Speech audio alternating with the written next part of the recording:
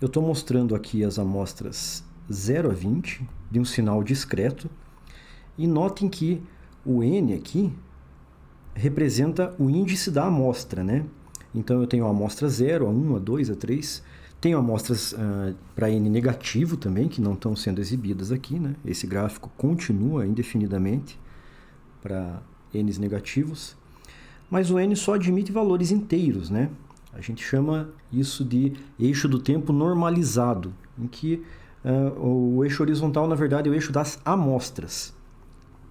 E, nesse caso, como eu tenho um cosseno aqui, esse cosseno tem uma frequência angular, e se eu estou admitindo somente valores inteiros ali para o N, né, se eu estou considerando ele o eixo das amostras, essa frequência angular tem unidade radianos por amostra.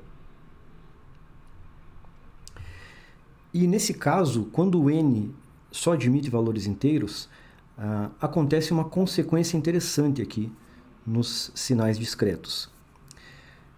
O cosseno de ômega-zão N, para qualquer ômega-zão N, é igual ao cosseno de ômega-zão mais 2π N. Por exemplo, aqui eu tenho ômega-zão igual a 0,2π, né? 0,2π. Então, eu tenho x de N igual a cosseno de 0,2N. E isso é igual ao cosseno, vou somar 2π aqui.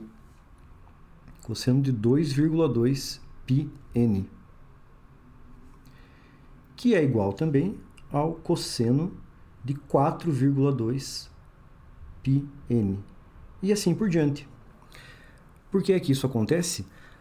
A gente tem aqui essa identidade trigonométrica, né? O cosseno de A mais B é o cosseno A cosseno B menos seno A seno B. Então, o que eu tenho aqui é o cosseno de A, que é ômegazão N, mais B, que é 2πN. Aqui, esse cosseno de ômegazão N continua como cosseno de ômegazão N, né? Isso aqui, se eu tenho N inteiro, o cosseno de 2πN sempre vai ser 1. Então, isso aqui é 1. O seno de πN, ele vai admitir qualquer valor, mas o seno de 2πN para N inteiro sempre vai ser 0. Então, isso aqui é 0. Consequência, sobra só esse cosseno de ômegazão N multiplicado por 1. E está aqui ele. Então, em sinais discretos, para a frequência angular em radianos por amostra, né, a frequência angular para o eixo do tempo normalizado por amostras, somar 2π à frequência angular não tem consequência nenhuma no sinal. O sinal não muda. Eu vou mostrar agora um script que eu usei para gerar esse sinal aqui. Eu vou ter lá o 0,2π como frequência angular, e aí a gente vai somando vai somando 2π, e a gente vai observar que o sinal discreto não muda. Está aqui o script, eu vou rodar e obter aqui a imagem. Eu adicionei aqui com uma amostragem muito maior esse sinal em preto para a gente poder acompanhar a frequência angular para valores não inteiros, né? Para a gente ver a frequência mudando. Então, eu tenho aqui o ômegazão 0,2π. Se eu colocar 2π a mais aqui, eu vou obter 2,2π. Eu rodo aqui o mesmo script. E as amostras aqui são as mesmas, naqueles valores inteiros de N. Só que a gente vê que para um domínio contínuo, ou com uma amostragem maior, está diferente aqui o sinal, né? Ele tem uma frequência 2π radianos por segundo a mais, né? Se a gente for considerar o tempo como segundos. E o N como valores inteiros de segundos, né? Se eu colocar 4π aqui, mesma coisa, 4,2π. Né? A frequência vai aumentando, posso colocar 6π, eu vou obter sempre as mesmas amostras. E eu posso também subtrair 2π, né? Daquele 0,2π.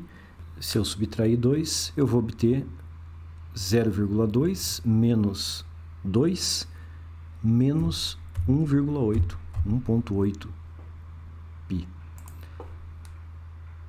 Então, tenho aqui exatamente o mesmo sinal discreto. Posso colocar menos 2π aqui, que dá menos 3,8. Tem o mesmo resultado. Quem assistiu a aula lá de teorema da amostragem sabe que se eu tenho um sinal contínuo aqui com determinado espectro x de ômega, quando eu amostro esse sinal, ou seja, multiplico por um trem de impulsos, né? Esse é o modelo ideal de amostragem, eu crio cópias espectrais desse sinal e o espectro fica periódico, né? Ele passa a se repetir periodicamente aqui ao longo dos valores de ômega, da frequência angular ômega. E se o intervalo entre duas amostras for normalizado, né, for considerado 1, então o espectro ele vai se repetir a cada 2π aqui. 4π. Então, o espectro de um sinal discretizado, um sinal contínuo discretizado, se repete periodicamente, né? E o espectro de um sinal discreto, considerando n inteiro, ele se repete periodicamente com o período 2π.